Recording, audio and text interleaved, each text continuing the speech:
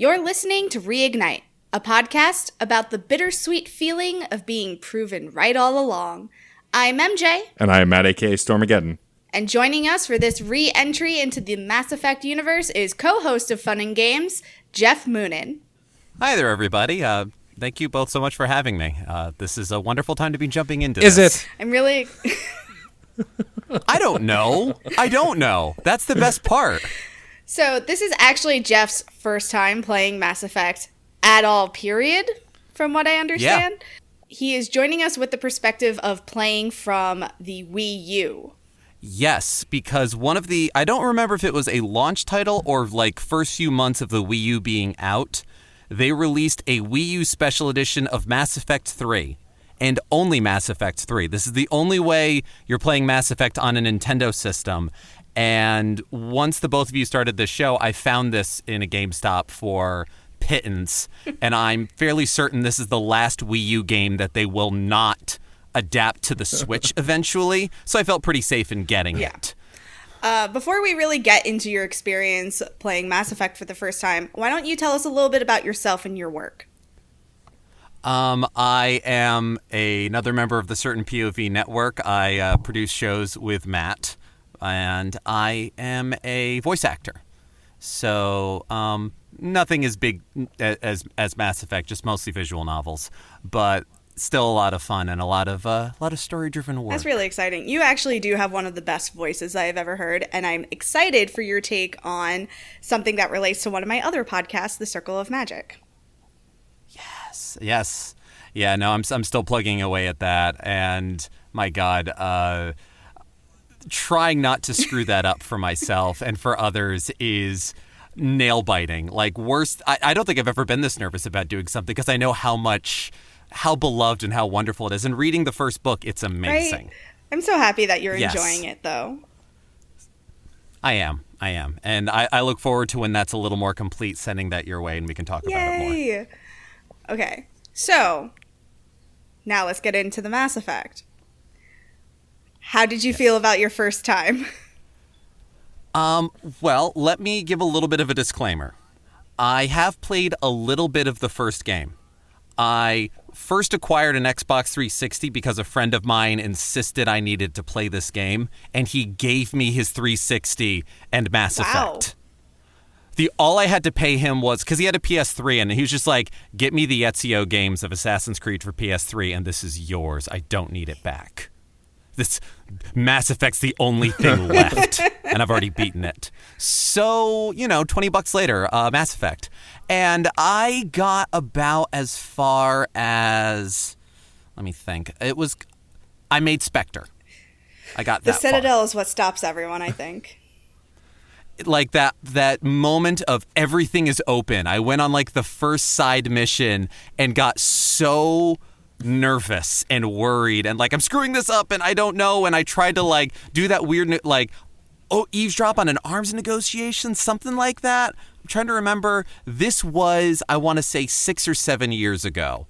So I remember some vague things, and I definitely know at whatever point during the recap motion comic that I did to start my Mass Effect 3 playthrough, I was like, and I have no idea what's going on. Cool. Awesome. But I know it's a series I'm going to really enjoy, and already the very beginnings of it, I'm having a lot of fun. Great. Well, speaking of that comic, what choices did you end up making in the comic? Well, let me see. Well, let me break down the choices that I was allowed to make. Because the first one is the disagreement between Ashley and Liara pretty early on. And it was a choice of who do I side with, Ash, Liara, or the mission comes first. I chose the mission comes first. That's fair. And it makes sense, especially early on. We're just trying to get things done. And then the next choice was, what do I do with the Rockney Queen? And I chose to save the Queen. I took the Queen at her word, and I feel good about that. The next was along that line about the Krogans, and I chose to, between kill Rex, save Rex. I chose to save Rex. And again, it just felt inconsistent to be like, I'm saving this group of people. I want people to be able to make their way. I want humans to make their way. I want everyone to figure this out. What a space liberal. I am a space socialist. Thank you.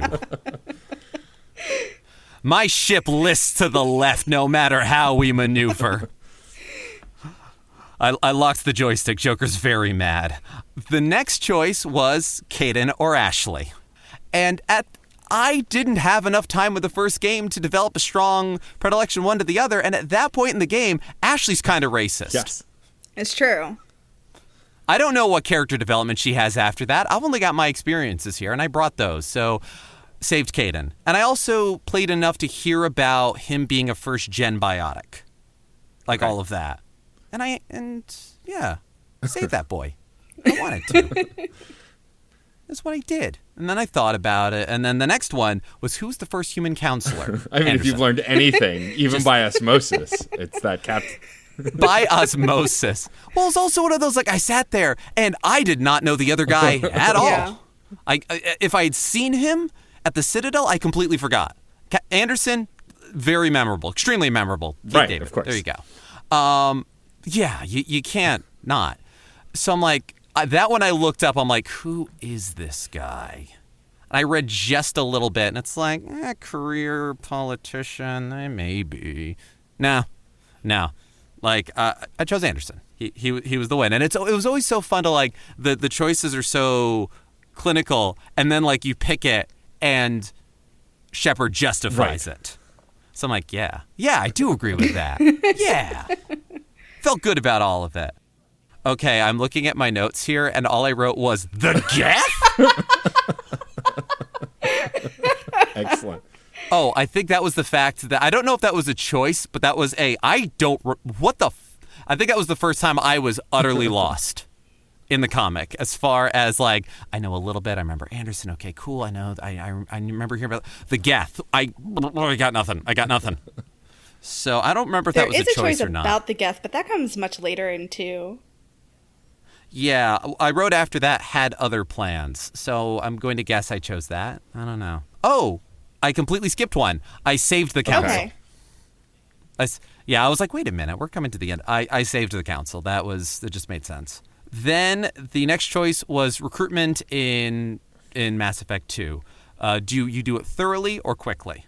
Basically, did I want to just, do the side quests? I always do the side quests. Get everybody. Conflicts amongst the crew. Do you resolve them or just let them be? In a sense of, like, we only need to get to deal with the mission. I don't need to sort people out. I resolved it. I'm trying to save everybody. As far as Kaidan and Liara, stay true to your friends or move on? Okay. I chose to stay true. Okay. I don't know I don't get all of the cutscenes and conversations. Right. Like, I know that there's a little bit of distance because of what happens with Shepard and the amount of time. It's like, I'm gonna try to reach out. I don't hate these guys. Do I hate these guys? I don't hate these guys. I think that might have been in reference to romance. I don't know. Probably. It feels like it was. I'm also aware of again, pop culture osmosis. I know that as a male Shepard, you can't romance Kaidan in the Correct. first game. You can in the third. Which is why, and a lot of that scene that lead up had to do with Kaidan, which is why I think it may not necessarily have been romance. Okay. But I don't know. Again, we are in the part of the story that I am going entirely off of what what Nintendo is telling me. And then the next one is the team has been captured. Rescue them immediately or take time to improve the ship. I rescued everyone immediately. Good. Because you're not a monster. Yeah. Look, I am not a monster. This is not Disc 3. Sephiroth can't wait. The night before the Omega-4 assault, do I start something with Tali or spend the evening preparing? Again, I don't know all of the lead-ins, so you know what? I chose Tali. Yes! Well played. My girlfriend. She's just trying to figure things out. She's a big nerd. She's entrapped. As far as I understand everything so far, that's what I've got. You're not that far off. It's a good analysis. Yeah. I'm genuinely glad you approve. Like, this is... At the end, we should start to line everyone up with She-Ra characters. Oh my god. It's probably there. Like, You gotta think about this. it's good. That's good. Yeah. And then the last choice I got to make was after finding out what the elusive man wanted.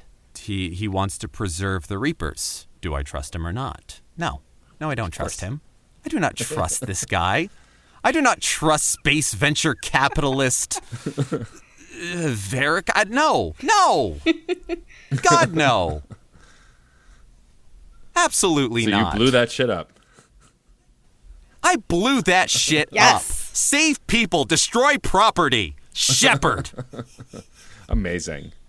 That's my Shepard. And so that was the last of the choices that you can make in the comic? That was the last of the choices I could make in the comic. And then it just kind of had a little bit more lead in, and, it's been this long, and now I've been doing this. And then I imagine I start the game in the same spot the rest of y'all do. And so what I'm curious about now, and what I want to ask as someone who has barely played any Mass Effect before and got this digital comic, because I know when the digital comic came out, if you bought the collector's edition of Mass Effect 3, you got the comic, even if you had the previous games. And so I have used the comic before on the 360. I haven't used it since I bought it on PC, but I am familiar-ish with it. Like, I know it was drawn by the folks at Dark Horse, and they use all the voice actors from the game to voice the comic. And there's an actual, although I don't know if you can find it anymore, there was a physical version of it as well. Do you feel like you understand the greater story just based on the digital comic, or are you completely lost? I know about the whole every 50,000 years we're screwed. We are trying to prevent that. Shepard is rather shaken by all of the events that he's had to deal with as far as that goes. I'm trying to remember, like, I feel like starting the game, I felt like I understood enough that picking up on what people were saying as I played, like, okay, cool. All right, it gave me enough of an idea of who I was and what I was doing.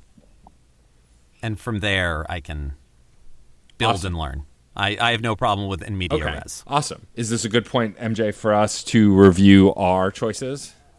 Yeah, let's just do a quick recap. We're starting a new season, so let's do a brief overview of our choices. Do you want to start, or shall I? You start, and for each choice, I will respond after you with my choice. Is that because you didn't write yours down? Correct. Say it at the same time. I remember them. No, don't do that. No, it's a terrible idea. Okay. So first I have saved the Rachni Queen. I also saved the Rachni Queen. I rescued Ashley on Vermeer. I rescued Caden. I chose to save the Council. I also saved the Council. I saved Malion's data. I believe I saved it as well. I kept Rex alive. I, of course, kept Rex alive as well. I chose to rewrite the Geth. I believe I think I killed them. I'll have to go back. I think you killed them too. I think so too. We'll have to revisit that episode. I destroyed the Collector base. I definitely destroyed the Collector base. I survived with 11 squad mates. Zaid is the one that died. I survived with all of my squad mates. Nobody died. I romanced Liara in 1, though that is not entirely accurate, and I romanced Garrus in 2. I did not romance anyone in 1, and I romanced Jack in 2. Mass Effect 1 trapped me into a romance with Liara. You didn't say yes, yeah, but, it was one of those not good, icky moments. I tried to say no. How do I say no to this? By explicitly saying no, which I did, and then you made me in a relationship with her anyway. Okay, thank you. Alrighty then. So, now that we have recapped our choices, let's get into the prologue, Earth. Anderson and Hackett notice a worrying trend of silent outposts, leading them to believe that Shepard's warnings have finally come to fruition. Anderson takes Shepard to meet with the Defense Committee to talk through the impending threat. After some back and forth, everyone learns that the Reapers have in fact come to invade Earth, and the war begins. Anderson guides Shepard through the base toward the spaceport to meet with the Normandy. Shepard tries to help a boy in an air duct, but he disappears. Shepard and Anderson help some soldiers and radio the Normandy while fighting off some new enemies that arrive like meteors. Anderson decides to stay and lead the troops remaining on Earth while he encourages Shepard to fight the war from a different angle, uniting the Council races to stand against the Reapers. James Vega thinks that's butts, but there's no time to argue because Hackett needs the Normandy team to go to the Mars Alliance base. Liara Tassoni may have found a way to stop the Reapers. So, no lack of action in the start of this game. I feel like in Mass Effect 2, things were very episodic. You could go out and do a mission and come home and just be like, okay, I am done, and then I will go back out to do the next mission. Like, you could take it day by day almost. Whereas I feel like this is much more designed to keep you moving, so you just roll right into the next thing without even stopping. Yeah, it's definitely a little more scattered, which is not necessarily a bad thing. It just has a lot of things going on at once, which, I mean, it's the third game in a trilogy that was all within the same generation of gaming, so it was going to grow on itself and build on itself. But before we get to more in-depth with that, let's talk about the character creation process, because while it's the best it is in any of the three games, it's still butts. It's still not good. The details are not, there's not enough defined details that to my liking. But anyway, so for Geoff versus me and MJ, it's a little different. For me and MJ, we of course imported our previous character as we are playing along through the saga that y'all have been listening to.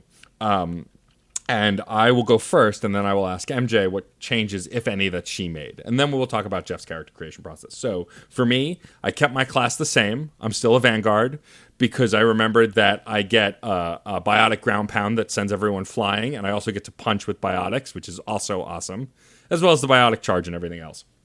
So I kept my class. I kept my looks. I did go in to see if I could change anything. I didn't love the options because they were barely expanded on. I did give my character a haircut, and so in every cutscene from behind, I forgot it was me because I changed my hair. But I didn't like the longish hair like I'd had in the previous games in this one, because they added a little more definition to it, but it just looked like I had terrible cowlicks. So I gave myself a longish on the top but shaved on the sides kind of crew cut, which is closer to my hairstyle. But beyond that, everything else stayed the same. I didn't change my appearance. The same facial hair, because the only thing close to a beard is really intense 5 o'clock shadow in this game, which is fine. So minor changes, but for the most part, I stayed the same. How about you, MJ? I also stayed with my class. I stayed a Sentinel.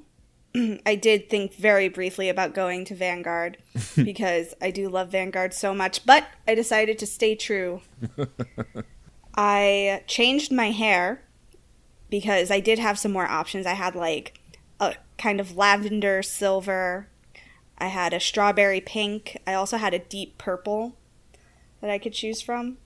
And as for the hairstyles, they were all terrible. They all looked so very bad. Yep. So I wound up going with some kind of intricate bun instead. Okay. But for some reason, all the hairstyles have this kind of like poof that leans to the side.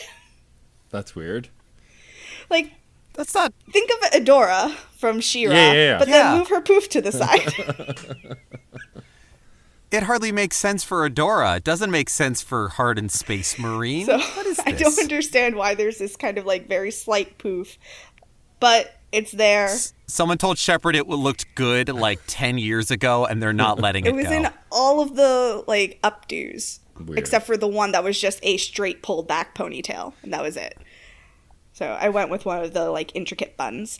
Apparently Matt didn't have access to the purple hair. We talked about this. Nope. And I think that is also butts. Yeah, the one thing I will say about Mass Effect, and I haven't played enough Dragon Age that I remember to know if it's true for that as well, but in Mass Effect, the options are very gendered.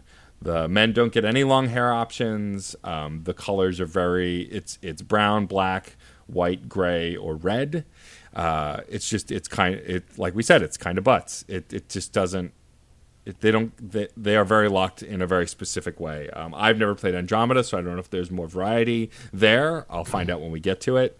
But yeah, it's very limiting, and it's going back to it. It's still kind of disappointing.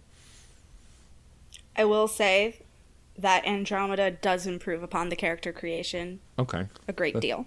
That's good to know. So that is something to look forward to when we eventually get there. I think it's the first positive thing I've heard anybody say about it. But you haven't been listening to me enough, apparently.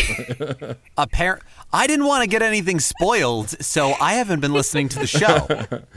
I have a lot of love for Andromeda. Were there any other changes, MJ? Not really. There's also this thing with the makeup.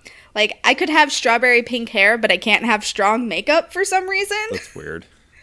Like, the lip color, I tried to make it black like you could in Mass Effect 2, but the closest I could get was, like, a dark red. It's like, that's not right. And then for the eye makeup, it's all just very light. Mm-hmm.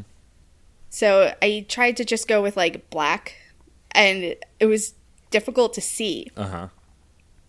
So I guess because military regulations, but you let me have strawberry pink hair. Yeah. Like, let me do my makeup how I want. Who cares? I'm going to be putting on a helmet when I leave here anyway. Maybe that's the reasoning. No one's going to see it. Why bother? Alrighty. Do it for me. Geoff, I know you sent me a photo of your character saying that it's impossible to make a ginger, which made me very much laugh. But and you'll post a screenshot when this episode airs of your Shepard. But describe your Shepard a bit, and also let us know what origins you picked, like war hero, spacer, whatever. And did you even get the ability to choose that? I got to choose all that. That's part of the character creation. Like, even before the digital comic happens, you get the choose your class, choose those origins, and then it's like, all right, we're going to start the comic. You can't make any changes now. Is this okay? These were that point of no return. So talk a little bit about the appearance and then the origin choices in your class. Okay, yeah. And well, you started it off. I definitely had you get the feeling that red hair is like the exotic option for male Shepard, and thus none of them are like real they're red. Like fire engine red. Like this is a dye job, or like cartoon red. It's they chose red on the color wheel, so therefore it's correct. No, I chose the best I could there. The haircut was definitely the military fade with enough to show color on top. I also went with the eternal 5 o'clock shadow because certainly these days that is basically what I rock. So that was honest. Trying to make Shepard look as close to how I look as I can. I felt like I was in high school again, like feeling like I was trying to figure myself out in a mold that if I like everyone else wasn't trying to look like that. I grew up in North Jersey in what I like to call Sopranos country, and there was enough Italian adjacent people amongst like my sense of style and fashion, if I just looked around, was wear French Connection shirts and do blowouts. And Jesus. I briefly tried it. It was terrible. It didn't work. And I just felt odd and weird. And then I became an adult and I realized it was just the environment. And so trying to make like a slender necked, strong cheekbone Shepard on top of a meathead body. I did my best. I did my best, and I felt, and therefore no one can criticize you. No, like please criticize it. And it's absolutely one of those things where once I got out of the like club mood lighting of character creation to the like bright septic white of the council and like the whole on Earth mission, like I would just keep getting camera shots and looking at my Shepard and just going, oh, I felt like I was playing a game of Monster Factory and I wasn't. Like a weird angle would happen. I would just like, Daddy, like a pretty baby? Because like amazing. The way the jaw and everything stuck out, it was like, no, that's. It just made me like very self-conscious after the fact. Character creation is a harsh mistress. It is a harsh mistress, but no, it's like I figured out pretty quick that I wasn't going to be like, this isn't going to look exactly like me. This is as close as we get. Right. But as far as other choices, I chose Vanguard because it said shotgun. Yeah. There you go. And if anyone ever wondered across all of my podcasts why Geoff and I are friends, that sentence sums it up. if there are the words shotgun or wizard in there somewhere. It may not be what I choose, but it is in the running. And biotics is basically the magic. Yeah. So... I mean, a Vanguard is a shotgun wizard. Is a shotgun wizard and is absolutely built up as the do you take long-range shots? No. Do I run in screaming and make big boom? Yes. Is this a bad idea? It's very high risk. But does it work? High reward. Okay, Vanguard. Cool. Let's do this. I chose War Hero, which felt very consistent in save people. Mm-hmm. And I chose Colonist, I believe. I don't remember why, but it felt like the correct choice. It means that we went through a very traumatic experience at the age of 16. I felt like if I was going to join the military, that's what would have to happen. That's why I chose it. That makes sense, sort of. Everyone we knew was dead. Well, it's that kind of thing like D&D characters. Why does everyone have sad backstories? Because people with happy backstories are merchants and farmers. It's true. That is true. Why are you committing traumatic missions and facing death? Because this is just what my life is. It's what it's become. This is this may as well happen. Alrighty. Well, so now that our shepherds are established, let's talk a little bit about this mission. So we get started by standing in an office somewhere, and we are greeted by Space Freddie Prinze Jr. What? Time out. You are not in an office. You're in your fucking room where you have been confined because you're basically under house arrest. Well, is it your room or just like a waiting room? I think it's your room. Yeah, it is where you have been kept. That's the gist I got. Whether it started as an office, it is your room now. Because you are under house arrest, sir. I'm guessing it's so cold and dead in that space that I just felt no warmth, so I just considered it an office space and not anything of value. Also, where we actually start is with Hackett and Anderson talking about what's going on. That's right. It's setting the same trend as the previous games. We always have this scene at the start where somebody else is talking about Shepard's fate and Shepard's experience. Mm-hmm. In Game 1, it was Udina and Anderson. In Game 2, it was Miranda and the Elusive Man. In Game 3, it's Anderson and Hackett. Mm-hmm. And they are coming to terms with the fact that the war is beginning. Yeah. And also, this is the start of Hackett becoming one of the main figures in the game. Hackett had a larger role in the second game than the first game. He's barely in the first game. But he becomes a front and center military figure along with Anderson in this game. And the presence is felt from the very beginning, as he is front and center to a lot of the defense side for Earth, at least. Yeah, Anderson and Hackett take on two different roles in this war, and Shepard yet a third, where Anderson ends up being more on the ground, whereas Hackett is looking at the bigger picture, and Shepard has to be the one to unite everyone. Yeah. So it's interesting to see the different ways a war can be fought. Yes. And they don't waste much time. Like I said before, there's a lot more action and fast pace in this game. Mm-hmm. Which, I mean, you could argue the second game starts pretty fast-paced also, in a way. 0 to 100 and then back to 0 pretty quick in the opening minutes. But yeah, and then we join Shepard waiting for someone to come grab him.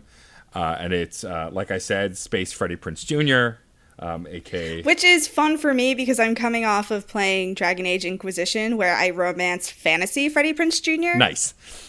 By the way, if you've never seen... Freddie Prinze Jr.'s rant about Jedi and Star Wars and why it's great and why the fans need to shut up. You should look it up. It's amazing. It made me love him. Can we get Freddie Prinze Jr. on this show? I would love that. Let's tweet at him. What has he got to do right now? But yeah, James comes to grab you and take you. Anderson wants to see you, and he brings you to Anderson. I'm going to slow you down for a second. Sure. We do also get this very good forced perspective scene of a shuttle moving towards ground that it turns out to be a toy shuttle that a child is playing with. First of all, that's the first child I have ever seen in these games. They finally figured out how to make them not look creepy. Yeah. I would argue that they hadn't succeeded quite yet.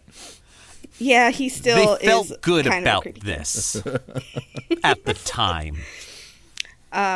But yeah, I really like that forced perspective of it could have been an actual shuttle, but it turns out to be a toy. It was a really nice piece of cinematography. Also, I am living for these new uniforms. Yes, they look great. And also, I love that when we come off of that shot, it shows Shepard looking out the window, and we see Shepard smile for probably the first time ever. I mean, I'm sure Shepard has smiled in other scenes, but like this was a wholesome kind of warm, like, aw, kind of smile, which we don't see a lot of. But yes, and then we pull back on the best graphics this series has seen so far.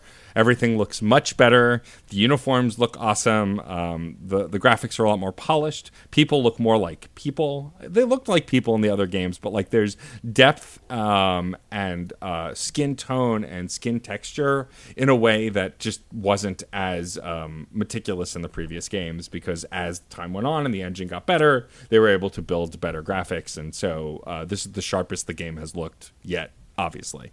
Also, congratulations to our dad and his promotion to Admiral. Yes, Captain Dadderson is now an Admiral. And Admiral Dadderson. Admiral Dadderson.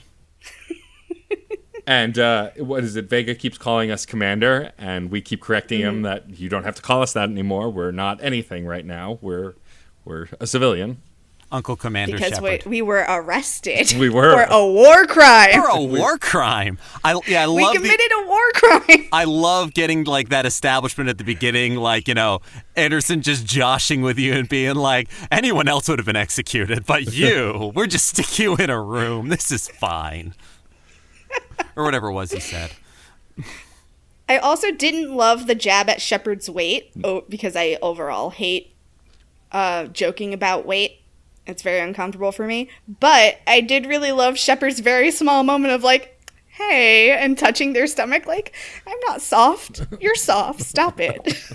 Yeah, I mean, it is very much a parental kind of like, I see you're getting soft, you're getting lazy. But yeah, references to weight in anything are not great. And I assume, though, this is not something that's unfamiliar to folks in the military. I've never served, but I imagine this kind of thing does happen. So, and I imagine especially with like frontline versus desk job, which, while confined, it's essentially that. Yeah. And there are repercussions. Repercussions. Sorry. Waka waka. That's my new metal band. Oh no! It's all drums, and screaming. Oh, good Lord. There should probably also be like a horn section in there to create the Reaper noise. That's true. Which I'm sure that sounded great for everyone. Oh yeah, listening. no, this is connecting several bad ideas that I've been having for years. There will be repercussions. Oh, good Lord. Anyway, but your war crime is brought up. You are definitely like being punished for it. You should have been court-martialed. You weren't. You were arrested. They're trying to figure out what to do with you. But they're bringing you to the defense committee now because something happened. Yeah. And nobody knows what it is. And of course, Shepard's first thoughts are like, why bother? What's the point? Like, what's this? Yeah, because talking to a committee has ever worked for us in the past. Right, exactly. It's like, talking is not how you beat the Reapers. And I've been yelling this for literal years. What are you doing? But it doesn't matter. We're still taken to talk to the defense committee, which goes about as well as one would expect at this point in these games.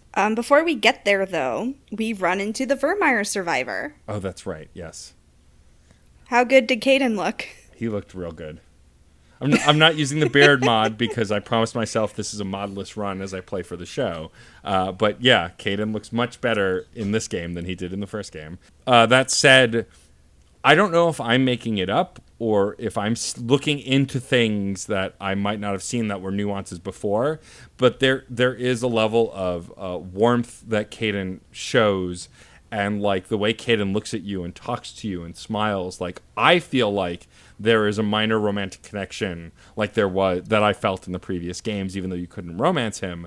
But I may be just looking for that because I did feel myself having feelings for him in the first game. Like, I don't know if it's actually there or if I'm just reading into it because of how I feel about Caden. Jeff, you had Caden. How'd that go? It was good to see him. I mean, you know, it's the first time I was seeing him in motion as opposed to just the comic. It was really good to see him. Did you feel the same kind of connection that Matt described? I don't think so, but I also don't have an entire game's worth of connection to have. Like, I don't know. I don't know. I just met the guy. Well, for me, I had Ashley because I saved Ashley on Vermeer. First of all, this is a great look for her. She looks amazing. She should wear her hair down all the time. She says, "Sorry, ma'am, didn't mean to keep you out of the loop." And that just hit me real hard. I was just like, I thought we were friends. That feels very unfriendly, what you just said to me. Yeah. Well, right, because both Kate and Ashley got a promotion while you were in jail. She's lieutenant commander, and he's major? I think major, yeah. That sounds right. He's major, yes. And as you're walking away, Vega says to either Caden or Ashley, like, you know the commander. And I think they both say, I used to. Yeah. And that broke my heart, too. I was like, how dare you? Yeah. If anything, I feel like I need to rebuild that. I need to build a bridge again. And that's fine. It broke my heart. Yeah, I'm still a little bitter because I wanted to build that bridge, and Caden was a jerk in the last game to me. Anyway. You're not bitter. Then we actually do meet with the committee. Oh, look, another council that will ignore me. Shepard's frustration in this conversation with the bureaucracy, I feel as well. But that said, in the conversation choices, I uplifted. I always went to try and bring people in. I could have just yelled or been aggressive, but I wasn't, because my Shepard still, after everything, has to be an optimist. In my brain, if I'm not looking at it optimistically, what have I got left? Because I've already sacrificed so much and done so much. I just have to keep trying. I love when they say, how do we stop them? Because my instinct was, do you have a time machine? Because we need one of those. Yeah, how do we stop them? Do you have a giant gun the size of the solar system? Because beyond that... Actually, I think they might have a giant gun the size of the solar system. Shush. Spoilers. Whoops. So that's what's under that tarp. So I'm guessing you chose to say, we stand together, not survival at any cost. Yes. How about you, Geoff? We stand together. I slipped in a couple of snarky comments here and there. I know that there was definitely one where it was like, we should have prepared more. But I think not in front of the council, I was shit talking. I was bad mouthing them real bad. Yeah. And same though. Yeah. And when it came to how do we do this? We stand together, because I feel like dealing with bureaucracy and being like, everyone, every man for themselves is how a lot of people die. Yeah. So, yeah, we stand together. We're all in this together. Cue the dance number. Because we know. So, we get a broadcast from the UK, I believe. Where do we think Shepard is? Do we know? Vancouver. Okay. I thought it was New York, maybe. No, it's Vancouver. They say it. I do not remember them saying that. I didn't catch it either way, so good to know. Aren't both... I know Jennifer Hale is Canadian. Is I don't know if Mark Mir is. Raphael Sbarge is, I think. Is this a thing of, Shepard's Canadian?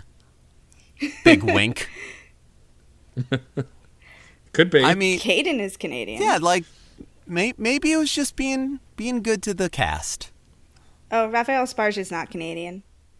I don't know about Mark Mir, though. This is the Googling portion. He is Canadian. Mark Mir is also Canadian. So yeah, I seem to remember there being a meme or something where it's just no matter how you do, you can make so many choices for Shepard, male, female, renegade, paragon. They're always Canadian. You can't escape. But if you're a colonist, then technically you're not. Shepard is Canadian. The colony was named Canada. I don't know. Aboard the Saskatchewan. I don't know. They could be descendants of Canadians. Right? It's a possibility. Exactly. But we do get broadcasts from the UK that there is the Reaper invasion. We see all different kinds of broadcasts from all over the world that show the Reaper ships coming in. And then finally the Reaper ship settles on Vancouver. Yeah, several of them come down at once, and like I said, they kick things off with a bang. Within seconds, Shepard is grabbing Anderson's grabbing Shepard. Yes. Or Anderson's grabbing Shepard, right, and running as a giant laser from one of the landing Reapers hits the window, shattering it and sending the giant, useless console table flying at you to kill you. It must have been so expensive. Yes. Big It's table. a big Big table. table. I always think of that. As an adult, I think of that now whenever, like, big explosions happen in games in, like, opulent rooms. I'm just like, I feel like Effie Trinket. That is mahogany. That's how I feel whenever in fight scenes they are thrown against walls of alcohol and all the alcohol bottles break. Just, Bottles not fall. the booze. Not the booze. Not the booze. Some of those bottles are so old. Anyway. And so, yeah, from this point forward, you're knocked around like a rag doll. But Shepard gets knocked to the floor and, of course, wakes to the wonderful sounds of the incredible Captain Dadderson yelling your name, trying to wake you.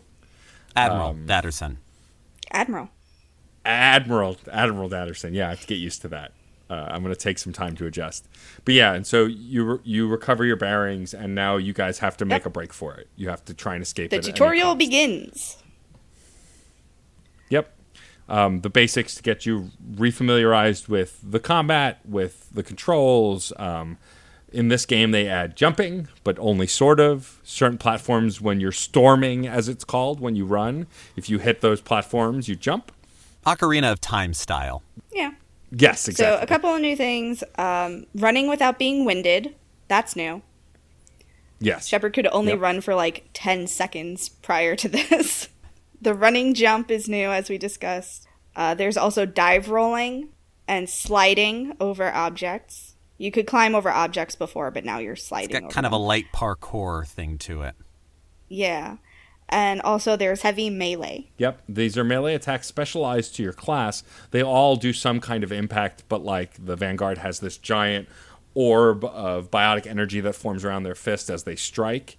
What is the Sentinel? Omniblade. Omniblade. And so, yeah, they added a bunch of different things, either from your Omni tool or your biotics, to do massive damage when you strike. Let's see. I guess the soldier just uses, like, the butt of their gun. Well, that's the basic. That's the basic melee. You have to hold the button to do the heavy. I'm just trying to, I'm guessing it's a bigger swing for the soldier. I'm not sure. I think anything that isn't biotic based is Omni. Okay. The Omniblade. That's what I think. Could be, yeah. But the gunplay is pretty much the same. There are ammo, no heat like in the first game. The guns operate pretty similarly, except the gun system is different. There's a weight to the guns that you use that lower or increase your cooldowns, but we don't get into that here. That comes later. I forgot. Cooldowns were so much faster this time around. Yep, because if you choose to have 1 or 2 weapons, which you can, instead of 4, like you're required to in the other games, your cooldowns are much, much faster. I like that, because I only ever use a pistol anyway. Well, for me, it's pistol and a shotgun, because you have to have a shotgun. I don't have to have a shotgun. That's fine. You're allowed to be wrong. I just have to have a It's pistol. a moral imperative. I tried using the other gun. I did not like it. The assault rifle? No me gusta. It's fine. Let's see. We do have a moment where we have to fire at husks that are climbing up the wall, and I did not like that. Admiral Dadderson made fun of me a lot because I couldn't hit them because they were moving so fast. Same thing happened to me. I was having trouble hitting them. And he's like, "You haven't forgotten how to shoot, have you?" And I'm just like, yes, really? I have. It has been several weeks. I mean, yeah, and I suppose going back to before the Defense Council, like, it would have been interesting, like, instead of Dadderson commenting on Shepard's weight, being like, you haven't slowed down or anything, have you? Because, again, justified tutorial. Like, you've been off the front lines for a little while. You know, Anderson pulls you into all of this. Great justification for none of us are good at what we're doing right now. I died several times. I think I heard all of the ways Anderson can make fun of me. Why does this feel so familiar? That's what makes him a true dad. Yeah, it's true. As we're firing, I noticed that little boy from before ran into the building that then got blown up by a Reaper beam. Yep. Everyone in there is dead now. Yep. And yeah, so this whole section is designed to get you refamiliar with the game, and there are also some story beats as well, some really important ones. Yeah. Once we get into the building that we were trying to get to, where the kid ran in, we have to fight off some more husks. We get through the door, but we have this moment of pause where we hear something in the vent, and it turns out to be the kid. And we try to coax the kid out. Were you guys gentle, or were you a little more demanding? I was gentle. I'm gentle with children. Okay. We're all a soft touch when it comes to kids, I guess. There's a time and a place to be rough and commanding with kids. If you want them to trust you and you're just meeting them, commanding them is not exactly how to go about that. Yeah. And then the child says something very eerie. "You can't help me." And then disappears. That child is a ghost. So, I mean, what actually happens is the child says that, Anderson calls for you, when you look back, the child is gone. So now... Is this a metaphorical child? At this point, it is unclear, but then you follow Anderson, and you're moving your way through debris as stuff has been blown up within this building and around it as you're trying to get through. You get to have... facing certain death, a actually quite delightful exchange with Admiral Dadderson, where everything shakes and you almost fall, and he catches you and saves your life, and you say, "I owe you," and he goes, you say, "I owe you one," and he goes, "You owe me more than one." And yeah, okay, fine, I guess you're right. You don't need to say it out loud, though. There's so much action in this whole tutorial. It's not slow moving. It's very fast. I noticed that the biotic tracking is so much better this time around. Yes. The moves seem more fluid. The shortcut keys are great and seem to work more easily and more readily. Also, I found out I had to pause to take a note, and I noticed that my squad option was flashing. I had so many points to level up already. Yes. So based on your choices in the first game, and if you upload your save file, you don't start with no points. You start with a ton of points and can allocate them. Yeah, I started at level 30. Same. And I was able to level up Anderson. Oh, I didn't even look at that. That's pretty fun. Yeah. So I leveled him up, and that was fine. We ran into a couple of soldiers who... were stuck. They were in a gunship that went down, and one of them got stuck under some debris. Yep. So we decide to go use their radio to call for help. And we get through to the Normandy. Caden's already on the Normandy with Joker. They're trying to arrange a pickup and a rescue. And as we're trying to tell them to come get us, the connection goes out. But there's still a homing beacon to have them come to that area. So... not a full conversation, but we get the gist out to those who we need to come save us. This extraction fight felt so long. It did, because it doesn't really end. And what's interesting here is after you use the radio, you go back and help the person who's stuck under the debris. You lift the debris so he can get his foot out, and then you go across the debris to the other side where this battle takes place. You have that way out of order. Do I? But I forgive you. Yes, you help the guy first, then you get to the radio, and then you do the extraction fight. Oh, I thought you do the radio first and then help the guy. I guess I'm misremembering. No. Okay. Shows what I know. If anything is consistent in our third season, it's that I don't remember shit. It's true. You only just played it. I only just played it. Days ago. I played it today. But yeah, the extraction fight felt really long. I felt like... Is there something I need to be doing? Is that why the enemies won't stop coming? Do I need to go somewhere else? Do I need to go back to those guys? What's happening?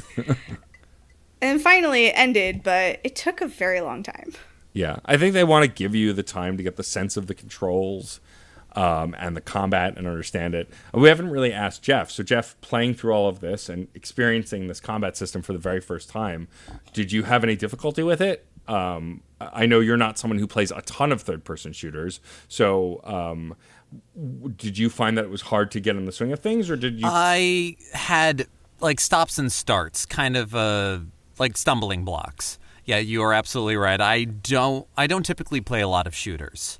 And so the nice thing is this doesn't. It certainly didn't feel like it was out of my depth. I chose normal difficulty on this. I wanted to play the full Mass Effect experience. So, like I said, I definitely screwed up a bunch of times. The controls are mapped fairly well on the Wii U gamepad. So I'm sure there's plenty of things that I had access to that I had no idea how to turn on. I know I didn't start at level 30, so there's that. But no, it was in terms of, it took me a couple of tries to get a sense of like, yeah, you can kind of snap your aiming a little bit and figure those things out. It's much, getting that feel of it's a cover shooter. Okay.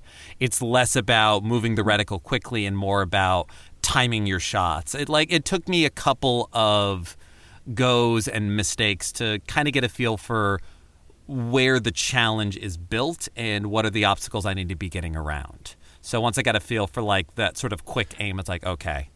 And I felt that the extraction, that extraction point, I don't know how long most firefights are supposed to go in Mass Effect. So for me, it felt like a building of desperation. That moment, like at the beginning, yeah, like once you said it, you're absolutely right. It is a great time to for the game to make sure you know what you're doing. Can you survive this long? Okay, then I guess you kind of have the controls back. But it also had that thing of like, we don't know if the radio went through. We don't know if the message happened. What do we have? Like, if this doesn't work, what do we have to do? Cue Normandy. I didn't ask you one really important question. What the hell is on the screen of the Wii U gamepad while you're playing? Wouldn't you like to know? It's sort of it didn't have that much this early in the game. I have a feeling it's much more of the, like where shortcuts and powers and things can go and like quick change stuff like that. It's if you've played any sort of action game on a DS or anything like that, it's kind of additional stuff. There's a map option. There's some fun, like it's a little bit of cleans up the screen and puts it on the gamepad. Got it. Okay, cool. Yeah. I was so happy to hear Joker's voice. Oh my God, yes. Sweet, sweet Seth Green, we love you. My baby. And the Normandy comes to rescue you, of course, in the nick of time. Caden and James are on the Normandy, what's the door called on an airplane? I don't know. Hangar door. Hangar door, that'll do it. Hatch, hangar door. So they're standing on the hangar door, and of course Shepard does an epic jump to land. They grab you, and then you're like, come on, Anderson. And of course, Admiral, running gag at this point, Admiral Dadderson stays behind. He decides to stay on the ground to help folks there and tells you to go to the council and get everyone to help us because we're going to need help. Yeah, when he said, I'm not going, my response in character is, excuse me? Yeah, pretty much. We did all of this and you're not coming? He wants us to go to the council. Convince them to help us because that worked so well the last time I tried it. The last 2 times we tried it. Right, exactly. Whatever they say in space for that. Yeah. I tried to stay with him. Like, if you're staying, I'm staying. You're my dad. Yeah. Yeah. But he isn't having it. Also, do we think Anderson already had Shepard's tags with the intent to reinstate them if things hadn't blown up? Yes. I think no matter how it went, he would have wanted to give Shepard his tags. Yeah. I think but because of everything that happened, he got to save it for this badass moment where he gets to toss them to him. You don't get to be an admiral without a sense of dramatic timing. That's true. Exactly. That's on the test. It is on the test. Like that next level of command, you've got to know the right time. Strategy. It's strategy. I will say, up until this point, I hadn't really noticed a ton of the music. But as this moment is unfolding, and then Shepard watches as you take off, it's one of the first and beginning of many moments to come where the music is used within Mass Effect 3 to punctuate important moments and make you feel something. And they've done that in other games before, but the light synth piano music that's here is so weighted by everything that happens along with those horns that represent the Reapers. I think it's some of the most powerful music punctuating a moment in a game, period. Yeah, I agree. This entire sequence is very loaded. We see survivors getting onto shuttles, trying to evacuate. We see the child that we tried to save climb onto one of those shuttles. And then as that shuttle is trying to leave, it just blows up, hit by one of the Reaper rays, lasers, whatever. Just completely destroyed. And Shepard saw a very brief glimmer of hope of this child almost escaping and then just being destroyed. And there's no confirmation as to whether or not the child was real. None. Ghost child. Ghost child. It could have been a real child. It could have been, that I feel will forever be an unanswered question. I don't think they're going to get to that in the game. There are so many fan theories about this kid. Good. Excellent. Then it was effective. But it is very powerful, and this is the first time we've seen the true power of the Reapers. Like, we've encountered one Reaper, and we've seen what it's like to face off against a Reaper, but in this, seeing legions of them, and like, as the ship is leaving, even after that punctuated moment happens, we see more Reapers touching down as the last piano notes play out, and then fade to black, and then the Mass Effect logo, Mass Effect 3. And it's just... We talk about cinematic moments in this game a lot and the series a lot, and this is one of the more powerful ones. Every time I hear that piano music, I feel something, just because that memory is burned in my brain as someone who's played this as much as I have. I'm sorry, what were you going to say? Oh, I was just going to ask Geoff if it had the same impact on him not having the history with the series. It felt effective. Again, like going into this, knowing it's the third entry, knowing that there's a lot at stake and getting a lot, it's like, you know what, this is setting up a race against time. This is setting up, not just saving humanity, but saving all sentient life. I felt the stakes and it felt effective, but I don't have that same connection to all of those moments. Mm-hmm. So, no, it felt good. It felt effective. It got me excited about what I'm doing next. So... Okay. That makes sense. Yeah. I have a very strong association with the Mass Effect 3 music to Reignite by Maluka, which is where the name of our podcast is derived. So every time I hear it, I think of that song and all the emotional impact that song carries. Yeah. And I just, chills. Should I listen to Reignite, the song, before I play more? Probably, yes. I mean... Okay. I think you'll like it. Yeah. I mean, so sometimes there's those things where it's, you need to know all of the stuff. You need to do all that before you get into it so you appreciate all of the nuances. But if it's just good art that's going to help me resonate with this more, yeah, Good. I'll do send that. it to you. Thank you. And it reminds me, I should have sent Geoff the Mass Effect rap by Dan Bull because it summarizes the first two games in the rap song. And it would have given you further clarity, and I totally forgot. But I will send it to you after the call. No, part of this is I'm giving you that experience of it's been over a decade, and I don't know enough about Mass Effect, and I'm getting into it now. Yeah. And in a certain strange, weird way, and you know what? I could have Wikipedia'd who everybody was and what all these repercussions were in the first two games if I wanted to do that. Right. But no, blind. Good. Yes. I will happily, my running joke in this is being like, oh, this was so emotional. Geoff, what'd you think? It was cool. It was cool. That's fair. Yeah. Once the title screen fades out and we're actually moving around the Normandy, or rather the camera is moving around the Normandy because this is a cutscene, James Vega is immediately up our ass. He's so indignant and was like... calls bullshit. He's like, where's Anderson? Why isn't he here? Who are you? Why? Just so mad and so indignant. He was so deferential to you before. Now he's just a big piss baby right now. He's very scared, and this is how he deals with stress. Who took the renegade trigger? I did not. Was that the one where you shut him up immediately? Maybe. There's a little red symbol in the corner and you push a button. I definitely cut him off pretty quick. Okay. I did not, but that's because I was writing something and didn't realize that there was a renegade trigger happening. Yeah. That was just one of those you don't want answers right now. Stop it. What's interesting is I got a Paragon trigger. Really? Yeah, I thought it looked like it looked blue. Yeah, I got wings. a Paragon trigger.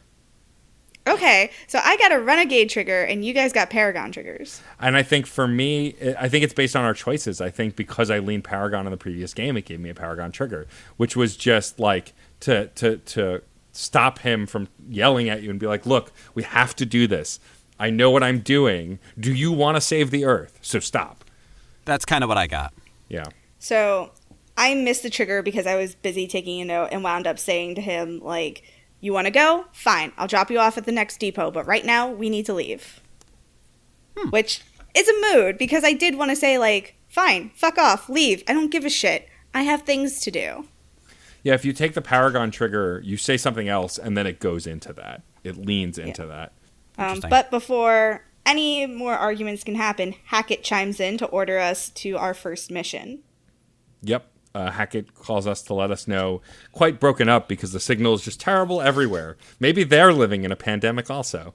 But connectivity issues aside, Hackett tells you to go to Mars to connect with Liara Tassoni. She was doing more investigating into Prothean lore and artifacts because of course she was, and might have a way to stop the Reapers. Yeah, and then we just roll right into that mission. There is no time to stop and assess the ship. Just, there's no time. We go straight to Mars. Yep, you don't get to, usually in games, in previous games, you get to like wander around, check in with folks, talk to people, none of that. You get right back on the shuttle with Caden and with Vega, and you head off to Mars. And you're Or Ashley and Vega. Or Ashley and Vega, yes. And then the next opportunity to save is once you land on Mars and get the lowdown on what the mission is, you can save and turn off your game, which is where we've ended this mission summary for the episode. We're going to take on Mars in the next episode. Yeah. I do want to say that the animation is greatly improved. Like, just the fine detail on the rock and sand, it looks so lovely. Yeah, the graphics are definitely stepped up a notch. Also, all of the armor and uniforms look really good. There's a depth and detail to these characters, the ships, and the locations that were there in the first two games, but not to the degree and meticulousness that they are now. They look good on Wii U. I have never played the Wii U, so I don't even know how that might compare. The funny thing is, as a system, I'm not going to go deep dive on this. That's not what this is for. It actually was a surprisingly powerful console to its contemporaries. And before starting the game, I at least looked up reviews of the Wii U version because it came out after Mass Effect 3 had already come out. So all of the reviews are absolutely like, how does it stack up to the other consoles? It is, and PC wasn't even in the conversation, so I actually don't know how it would compare to that. It said that it keeps pace with the 360. Like, anywhere that it had, like, shuttering problems or anything, the 360 had too. And it blew the PS3 out of the water. So I guess as far as standard goes, it looks good. I don't know, again, how it compares to PC, but yeah, I definitely, while playing it, was like, no, this is... I understood. I've played a little bit of Dragon Age. I know how well BioWare does its animating people, and they did good, and the vistas look great. I'm excited about this. Excellent. Any other thoughts about this mission from my two co-hosts for the episode? Nope. Did all my notes. Yeah, no, it was a great action prologue. It was a great way to be kind of blown into the story as it's going. And I will eventually go back and play the first two, but I am very excited about playing along with you guys and getting to hear all of your takes on future missions as I play along at home. I think it's going to be really hard to stop the way that we have been. Like, I think it's going to be really hard to find places to stop and save before progressing to the next thing the way that we had been in the past.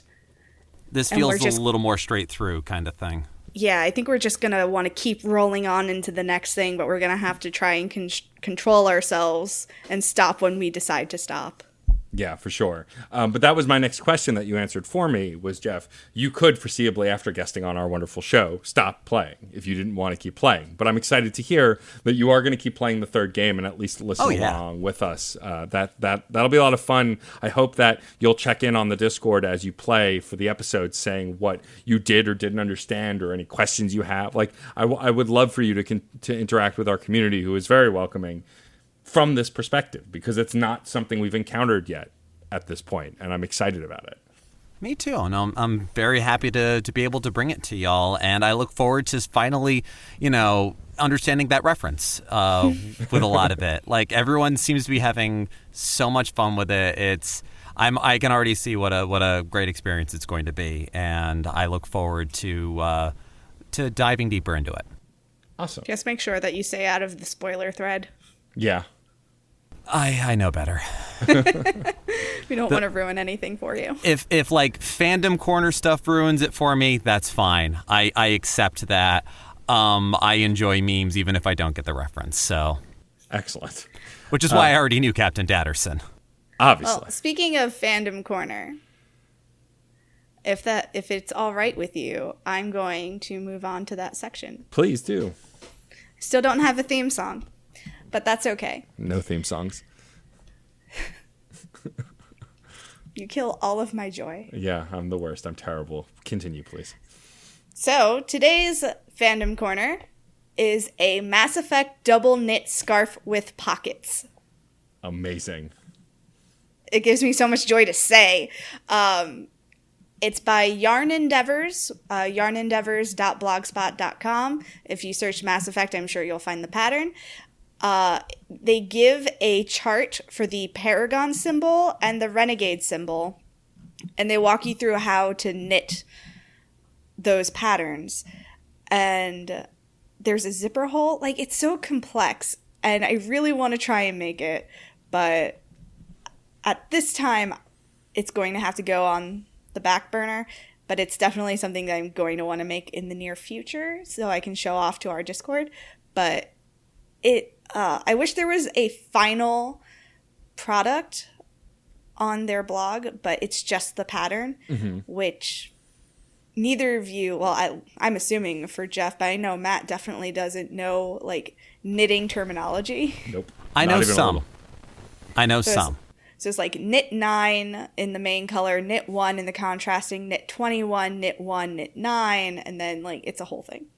Oh, fun. It's a whole thing. It's very intense. And I think it's written to go back and forth instead of turning, which is weird. If you say so, I know nothing. So I used to knit going back and forth because I didn't know any better. And then one day someone said to me, like, that is buck wild. And I learned that you're supposed to turn your work. Yeah, it's like reading. You go in the same direction every time, so you just kind of work with that. It's more efficient. It makes, writing out those plans so much easier. Yeah. So somebody did what I used to do.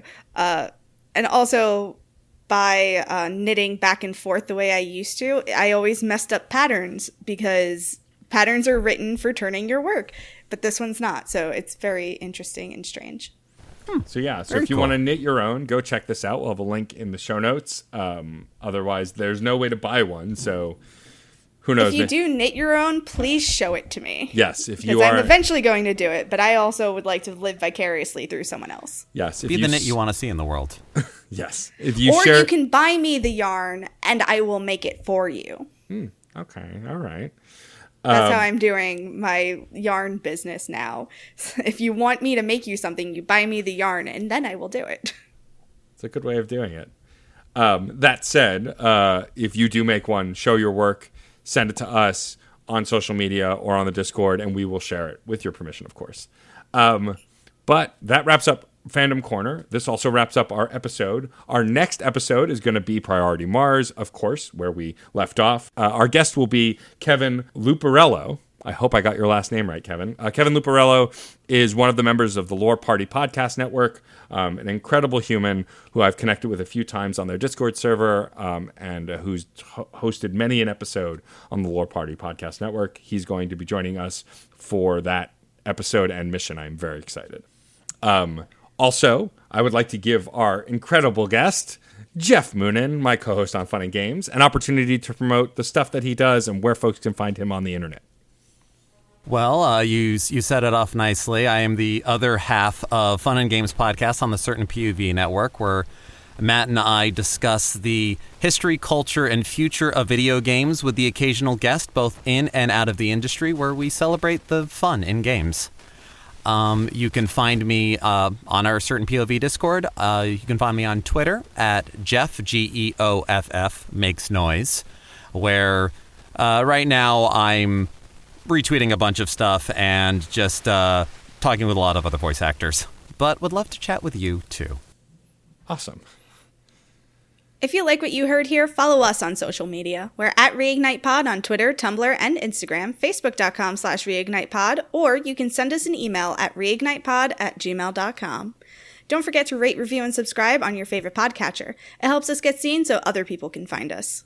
We're also members of the Certain Point of View Network. Everyone here is. Hooray!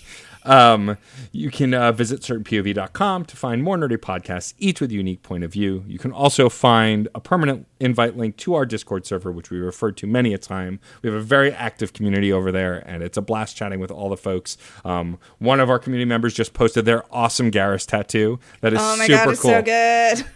So you can go there to check out screenshots, photos. We will be posting all of the screenshots of our Shepards at the start of the third game in our screenshots thread, so you can go there and check that out. Please join in the conversation. We also have some other projects that we work on.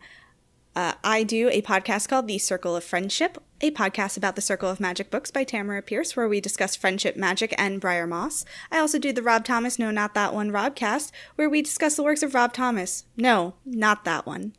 I host a bunch of podcasts on and off the network as well. As Geoff mentioned earlier, I am one of the co-hosts of Fun and Games podcast. He already pitched that, so I will move on to the others. I am one of the hosts of Screen Snark, which is a movie and TV podcast where we bring a guest and talk about all of the things in media, TV, and movies that are affecting us at that time. I also host this podcast, as you're aware, because you're here. Just wanted to throw that out there. I also host Crash Chords Autographs, which is an interview series that I do. By the time this airs, I'll have recently interviewed the incredible Abe Goldfarb, who is a actor, voice actor, singer, dancer, burlesque host, kind of a jack of all trades. We have a lovely conversation about his time on Beetlejuice and a bunch of other stuff. And if all of that is not enough for you, you greedy, greedy people, I also stream on twitch.tv/DJ_Stormageddon. You can go there. Currently, as of when we're recording, I am streaming Night in the Woods and Dream Daddy, but I'm a variety streamer, so I change it up whenever I feel like it. So yeah, go check out all of that stuff. Geoff and I also stream sometimes when the mood strikes us. Yeah, no, I'm trying to build back up my schedule. My Twitch handle is not Geoff at all. And that's Geoff, Jeff. And mine is I Hoard Librarians. Thank you to Red Spinks for our It's Okay to Be a Marshmallow t-shirt on Redbubble featuring our favorite marshmallow, Kaden Alenko. You can find more of their work at Chaos Does Art on Instagram. We'd also like to thank Case Aiken for developing more amazing shirt designs you can find through certainpov.com or on Teespring, and David Boyle for designing our logo, which you can also get on a shirt through Redbubble. Finally, thank you to Dan Bull for letting us use the Mass Effect rap for our theme music. I'm MJ. And I am Matt, a.k.a. Stormageddon. And I'm Geoff Moonen. We should go. You're listening to Reignite. I'm Commander Shepard, and this is my favorite podcast on the Citadel. Video games are a unique medium. They can tell stories, immerse us in strange, fantastic worlds, blur the very boundaries of our reality. But at the end of the day, video games are fun, whatever fun is to you. I'm Geoff Moonen. And I am Matt, a.k.a. Stormageddon. And on Fun and Games, we talk about the history, trends, and community of video games. It's a celebration of all the games we play and all the fun we find within them. And there's so many more games out there, so we hope you'll share in that conversation with us. Fun and Games podcast with Matt and Geoff. Find us on certainpov.com or wherever you get your podcasts. and happy gaming. CPOV. CertainPOV.com.